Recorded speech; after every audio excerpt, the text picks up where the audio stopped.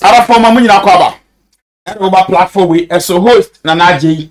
And I want to me at the Asiamono so and I did kind of whatever platform we as well. Now what I want to say subscribe to the for latest updates and behind notification, you know, said a newly upload beyond and so on. I very rich was out for say Asiamu Sedia, not in summer attending a with celebrities for an channel and mum, the NCML TV over this particular platform as so far. I do see other for say I'm no eka say Nana Addo dankwa akufu Addo just in the statue I watch as the Efie Nkwanta tadi Efie Nkwanta no say I'm no more eka say report and second say star statue no say mpodie just ya collapse no I say I go beyond repair we no dey collapse no say ya pese ya disi wa agisi e ko na ya kwaye statue na foforo na for ade a ekwaso organic se memeka se metiase a na meboa since ye to aba MPP yet ye Ghana ye enjoy the peace ye ntija hyehye ye ntehwe ye to aba MPP NDC eba power pe niema asase ye ese wo Ghana nkrofo chire wo munya pade ne ekwaso Ghana ne de it beyond imagination so what I say what dream one I don't think far and ye and the end I to aba to form really abano and far crime they are acting as if say I lose the election no they were and this is funny and Ghana they are acting as if say I lose the election no and the cry na win election and the way who catch any power again broni obi abeka che ne bia onyi ni because the economy some make us metiasia na meboa say aka Donald Trump every USA elections no na Donald Trump nkrofo sign anyama we to say USA e ba the say ya say dambo and for the ancient video we right so yeah anagi famia I will tell them around there 3 o'clock one now start to Ghana for and second for yet today obi asan akweku bibi egu up to Zamabria American yen hu nyimpa obubu start to go but dem yeru for you reach gbe ebe hu na ni train wa picture no kra na start to na kasa wa bubu na afide obi be say goes beyond repairs so what can there what repair only need check there what the full what they ba base war inti fami ya ebi sama start to need special the way bubu do kwa okay this kwa the for it there that is the kada ya pe inti ye bubu do kwa when you ya only need inti ya de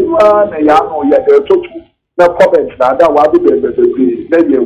police suppose waka there we go do our investigation I couldn't see no what kind of way you investigation no we you go that is the map here we see police for about one pay ya so what way you investigation no we kuma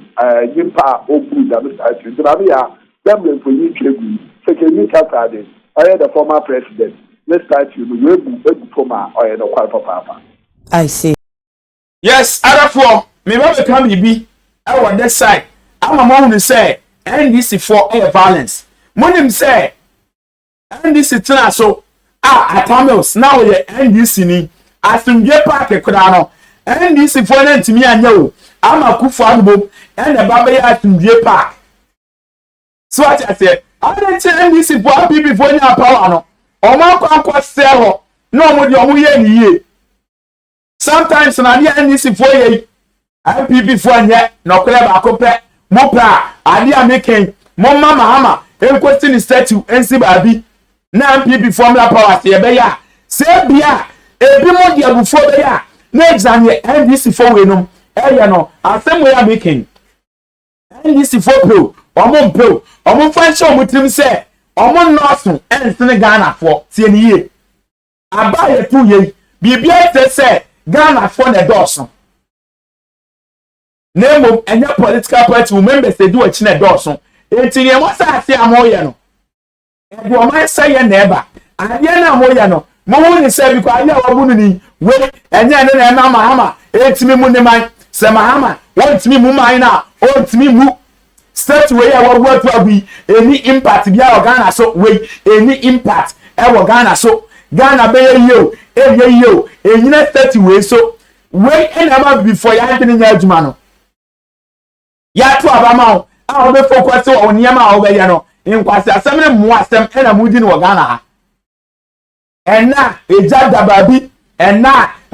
warehouse ya buani ena inkrofo mo break it through so mo kwakọ wi gold say mo pesa mo de election we no e bokro no e me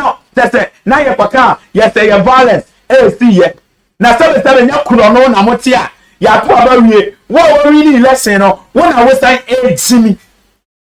say nya ndi si mo awe ensi wo ba bia so I say enya ndi si mo awe ensi cause ya to aba wo win elections ya to aba ya ma wo aba power wo win elections no wo na wujimi asem we menyi ni o ayam sam sonda ye asem we obi ani wo ya badem bo be asem we adi asem wo ka che buani a wo ni leader obe ka se ni pant mi nyan sna ndi si fo ya to aba mo win election fe kenyan sani te honorable ba wo mia so what I say she kwano fa so je election ne tu se wachi o heti wi ate fana nyina emo bia e president ba wo mia emo bia ema ba wo mia so ba wo mia no lulu su election no ena wono mo edge dimpa asna wo win ile wono wo lose election no wo ji dimpa o sempan focus bi ye se dimpa e sna hunya dimpa ye sna hunya me che wase mahama ube feel abanso no udi mponi a ube nya no so what I say it will be your imagination wo o mahama ube feel aban we so no udi mponi a obeje no anya we yakosi and these members ye nimom wo we na wo ye they are doing all this in the name of you so what I say they are doing all these crimes in the name of you until at the end no nipa no ko say start ni enim no mahama na aye ye ba mahama na kola se no